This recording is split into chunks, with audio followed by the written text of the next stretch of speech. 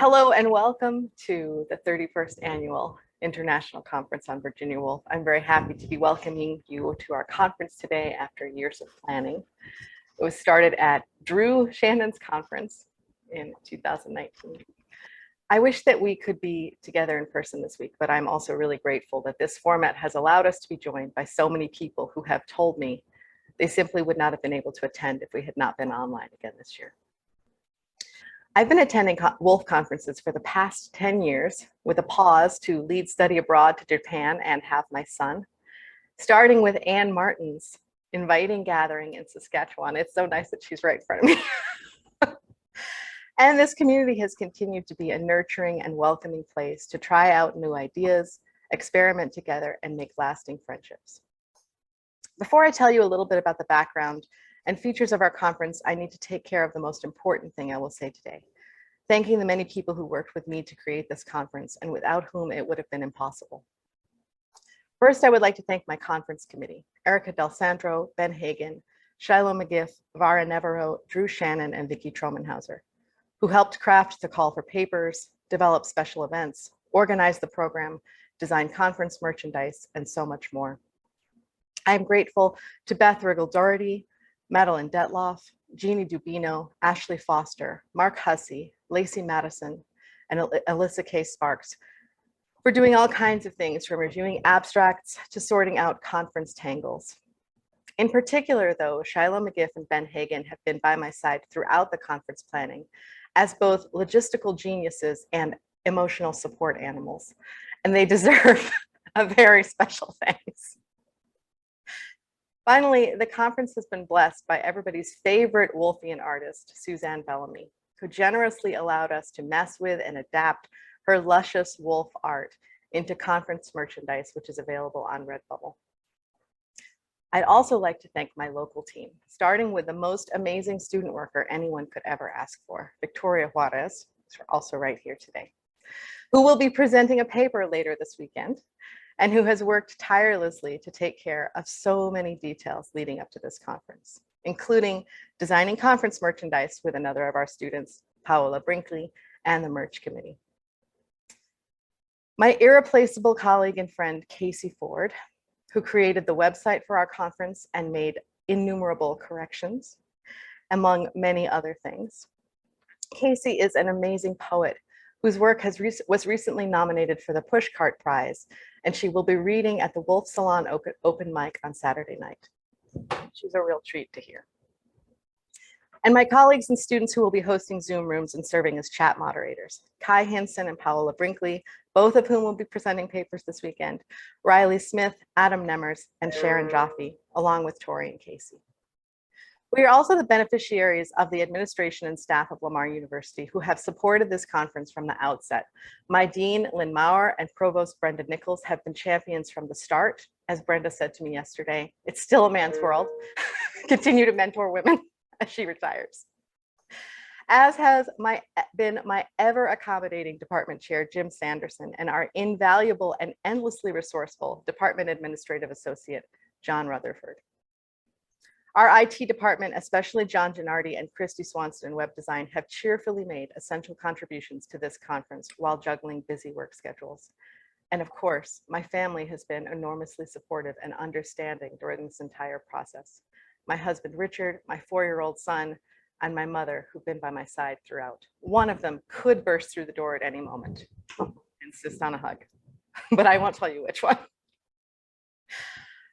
I'm a bit embarrassed to say, having attended conferences for the past 20 years, that I never fully appreciated how much goes into bringing them into fruition. And I never realized the extent to which conference planning is a team sport. As soon as I volunteered to host this conference, which was originally scheduled to take place in 2021, but was postponed due to the pandemic, I knew I wanted to focus on Woolf and Ethics. Despite being a professor of English and happily promoted to full professor just 2 days ago, isn't that strange? I hold no degrees in English. I studied philosophy for both my bachelor's and master's degrees, and comparative literature for my PhD in the same program as Jan. And in addition to English courses, I also teach philosophy courses, especially ethics at Lamar University. When I thought of this pairing, I was inspired by a particular and idiosyncratic understanding of ethics, centered around my love of Iris Murdoch's moral philosophy, my fascination with Woolf's resistance to epistemological overconfidence, and my conviction that what Murdoch and Woolf are, despite Iris's claims to the contrary, intellectual bosom buddies. I had to get my Anne Shirley in.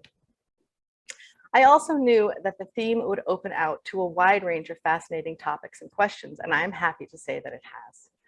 We have presentations that cover contemporary textile artists, the ethics of archival research, cognitive science, land ethics, gossip, life writing, mysticism, cross-species communication, and many more fascinating topics.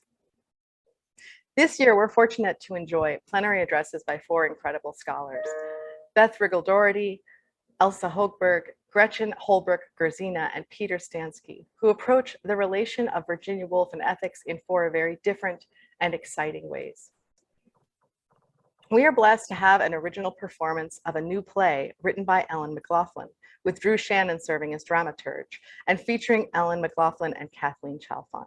If you have not had a chance to read Kathleen and Ellen's biographies on our website, please do. They're incredibly impressive. On Sunday, we will follow that performance with a celebration of the 100-year anniversary of the publication of Jacob's Room, organized by Vara Neverow and featuring Kate Flint, Suzanne Raitt, and Ted Bishop.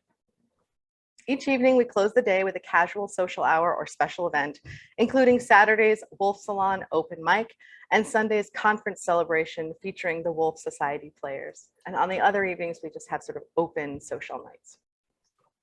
And we have built in opportunities for casual networking during breaks. Each break of 30 to 60 minutes listed in the program takes you to a Zoom meeting space in which you can chat with other conference attendees.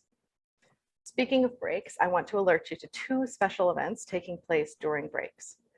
At 2:30 p.m. today, you are welcome to join a conversation about women's rights and activism with representatives from abortion rights organizations leading the fight in Texas for women's reproductive rights. On Saturday from 12:30 to 1:30, Rita Drummond-Viana is hosting a presentation of the pre-conference translation workshop that she ran last Friday, which was a huge success, and brought together a vibrant group of translators and scholars from around the world.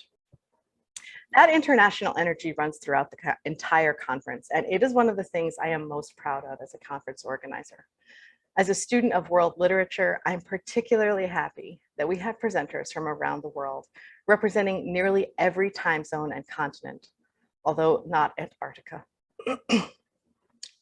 We need to really get the penguin voice involved. Presenters hail from Lebanon, India, Scotland, the Czech Republic, South Africa, Canada, Taiwan, Australia, Japan, Italy, France, China, Ireland, Turkey, Poland, Argentina and Brazil, Russia, Germany, Wales, Estonia, Sweden, and the Philippines, as well as many other nations.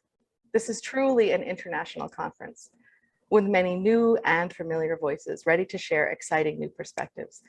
And I hope you truly enjoy yourselves and have a wonderful conference. Thank you.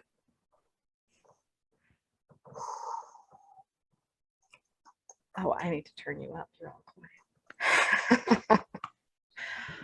Well, I'm not sure what else we do with our time. That's only been 13 minutes. Stop recording. Oh, thank you.